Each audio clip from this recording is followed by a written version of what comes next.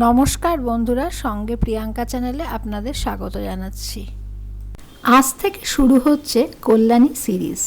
কয়েক সপ্তাহ আগে আপনাদের সাথে কল্যাণীর শতাব্দী প্রাচীন কৃষ্ণরাই মন্দিরের ভিডিও শেয়ার করেছিলাম।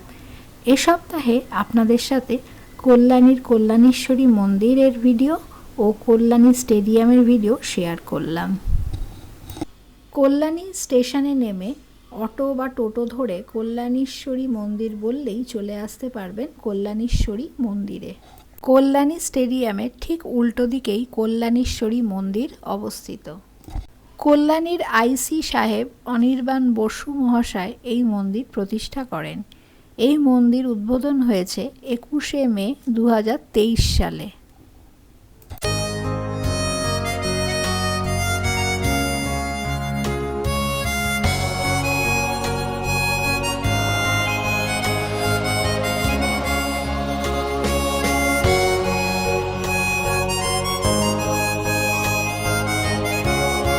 মন্দির খোলা থাকে সকাল 9:30 থেকে দুপুর 1টা পর্যন্ত, আর বিকেলে 5টা থেকে 8:30 পর্যন্ত মন্দির খোলা থাকে। তারপর মায়ের শয়ন দেওয়া হয়। কল্যাণেশ্বরী মন্দিরে মায়ের নিত্য ভোগ সর্বসাধারণের জন্য প্রতিদিন দেওয়া হয়ে থাকে। কল্যাণীর এই অপরূপ সুন্দর কল্যাণেশ্বরী মন্দির ভীষণভাবে পরিষ্কার পরিচ্ছন্ন এবং তেমনি সুন্দর মায়ের এই অপূর্ব সুন্দর রূপ। খুব শান্ত স্নিগ্ধ পরিবেশ মন্দিরটিতে বিরাজ করছে। কল্যাণেশ্বরী মন্দিরে মাকে দুবেলা ভোগ প্রসাদ দেওয়া হয়। দুপুরবেলা অন্নভোগ দেওয়া হয়ে থাকে। দুপুর 11:30টার সময় মাকে ভোগ নিবেদন করা হয় এবং ওই ভোগ প্রসাদ 12টার থেকে সর্বসাধারণের মধ্যে বিতরণ করে দেওয়া হয়।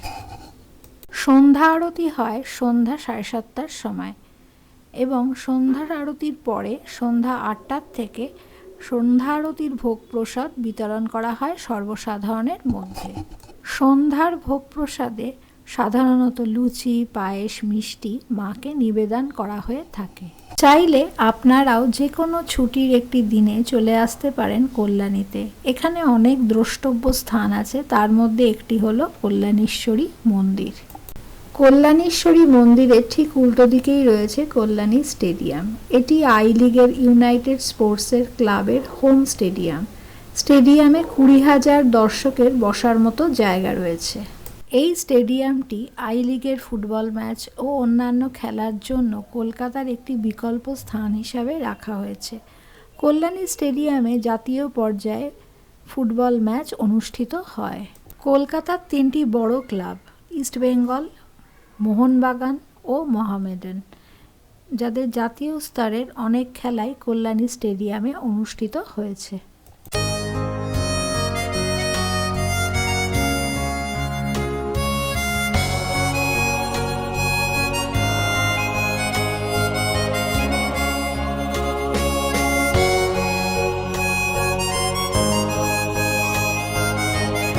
একটি সুসজ্জিত জিমনাসিয়ামও এই স্টেডিয়ামের পাশে আছে।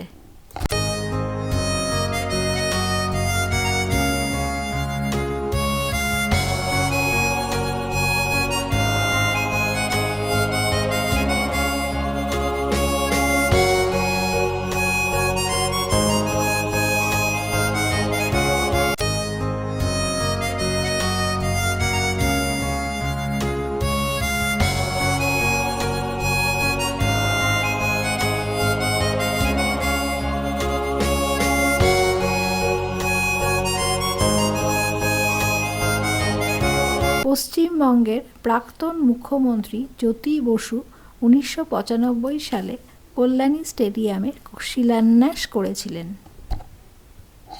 2024 সালে কল্যাণী ইনডোর স্টেডিয়ামকে নবকলেবরে সুসজ্জিত করা হয়েছে কল্যাণী পৌরসভা কর্তৃক। তাহলে আপনারাও যে কোনো একটি ছুটির দিন কাটিয়ে যেতে পারেন কল্যাণীতে এসে, বেশ ভালো লাগবে। যদি ভিডিওটা ভালো লাগে লাইক, শেয়ার, কমেন্ট করতে ভুলবেন না আর চ্যানেলটা সাবস্ক্রাইব করে পাশে থাকবেন। ধন্যবাদ।